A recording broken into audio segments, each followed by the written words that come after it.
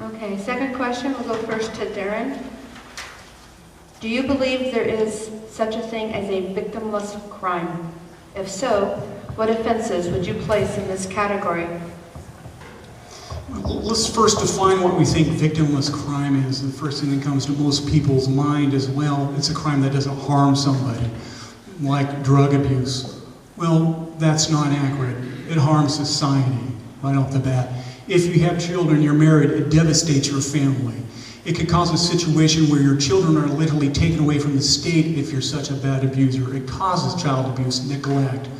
When that happens, we have a juvenile dependency court, and when that happens, these people get appointed lawyers, the mother, the father, the child, and even the county intervenes. It's all at the expense of the taxpayer, so it's literally everybody sitting here is a victim to that. Not only that, we have to provide rehabilitation services, which is absolutely important. We must intervene and break that kind of cycle. Again, that's where experience in these kind of cases come in. Having dealt with abuse, I've seen thousands of cases, and I know what programs work and which rehabs work. And I've been dealing with it for years and been very successful. When I'm elected, I'm going to, again, introduce breaking the cycle with our youth, because I'm thinking about the future. 5 years from now, 10 years from now, 20 years from now. I want a better community for my children to grow in. And so we're going to intervene it and get those youth programs involved in our court, which we're not doing now. It has to start immediately. Thank you.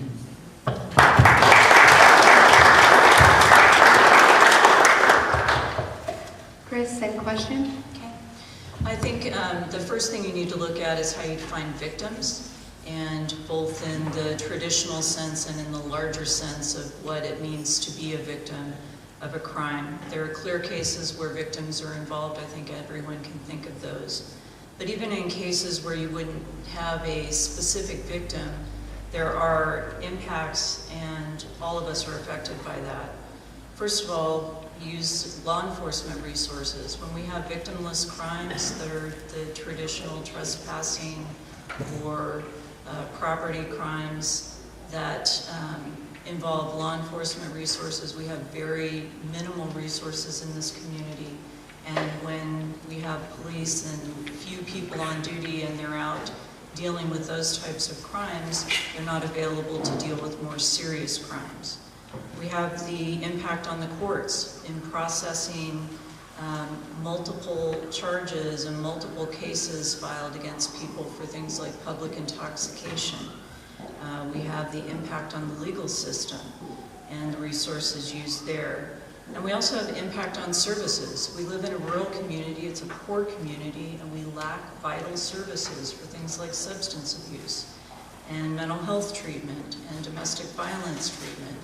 And when you have those types of crimes that are using those scarce resources, then obviously that impacts the ability of us to provide services for more serious matters. So there's an impact on from victimless crimes, not only on all of us who are taxpayers, on insurance rates, on cost to our local businesses, on cost to our community members. So I would say that there are really no crimes that I can think of that don't have victims.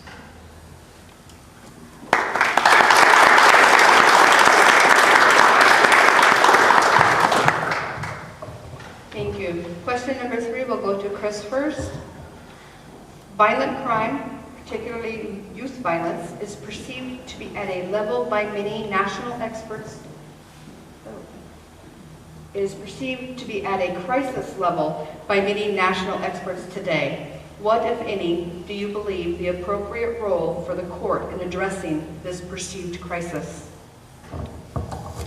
I have to put on my glasses for this one because I have some notes that I want to make sure I get correct. I think it's important when you're looking at this perceived crisis as to how you would define violent crime. There are different ways that violent crime is defined. There's the FBI crime definition and the Bureau of Justice statistics. Actually, when you look at the statistics over the years, the percentage of violent crimes are dropping. There's been a very recent bump in those. But when you look at our local our local numbers, it doesn't matter if nationally the crime rate's dropping or increasing or staying the same. When we look at locally, we've got a crisis, particularly with youthful offenders. We have, in this county, we have one foster home for youthful offenders, kids who are minors who are charged with and convicted of crimes. So there's only one place. That home only takes females, takes only 2 people. And so when you look at where do you house other youthful offenders, you have to place them out of county. Or you have the situation that we've recently experienced in the courts where a minor sentenced to juvenile hall and they're supposed to be released from juvenile hall, and there's literally no place to send them. And so they end up staying in juvenile hall. We have, at this point, no services provided through alcohol and other drugs for substance abuse offenders who are youths. There's virtually no mental health treatment available for our youths. And so, even though nationally, even though percentages of violent crimes may be dropping, when you look at the types of assaults that are committed by youthful offenders, they typically are against other youths, and that is increasing in our younger populations. So in looking at this, I think we need to look at ways to prevent these violent assaults and crimes. We need to look to the schools, to alternative dispute resolution.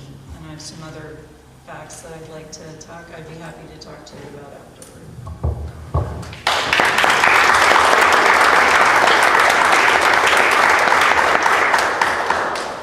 Darren, same question. Oh, thank you. First of all, I'd like to say minimal resources is not an excuse. We must do something.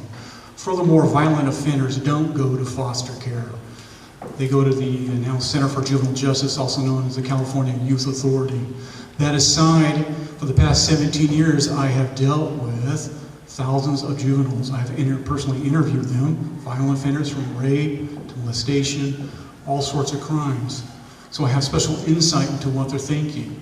It is paramount that we break that cycle, and we don't do it now. We will find the resources. The probation department has nearly $1 million budget. You can cut off and carve off a bit of that through grant money to implement a bad intervention program that's tailored for children to break that cycle. That is not being done.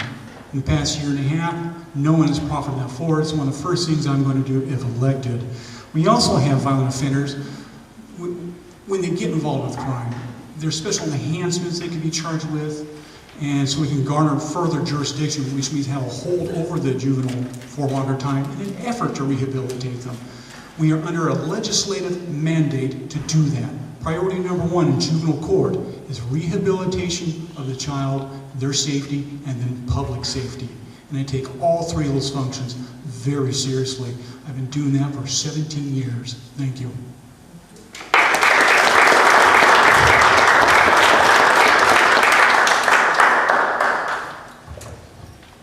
Question number 4 will go to Darren first. If you observed a party in your courtroom being poorly represented by an unprepared or ineffective lawyer, how would you handle that situation?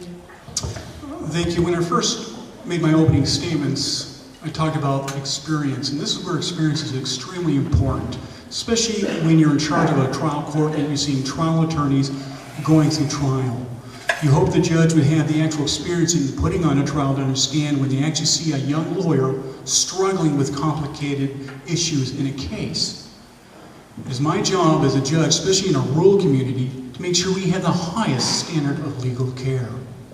That means I need to be a teaching lawyer to our young lawyers as they come up. To do that, I can have all sorts of effective tools. I can do an open court. I can suggest that they perhaps align themselves with a competent local lawyer, or suggest various avenues they ought to proceed down. There are other tools available for the inexperienced judge, such as sanctions. You can sanction people. You can turn around and publicly or privately censure them. Those are tools that are utilized often by judges who don't have the trial experience. They won't recognize when someone's struggling. They've never done a rape case. They've never done a 6-week civil trial case. They'll have difficulty with that. That's why it's, again, paramount that you actually have the experience to do that. Thank you.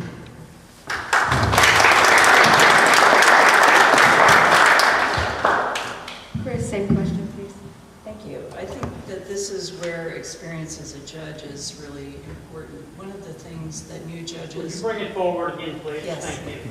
As I was saying, this is one of the areas where being an experienced judge is a benefit. New judges are required to go through training to learn how to be a judge. Being a judge is very different from being an attorney. And the things that my opponent has just suggested create some very large ethical pitfalls that would be something that you would be advised not to do.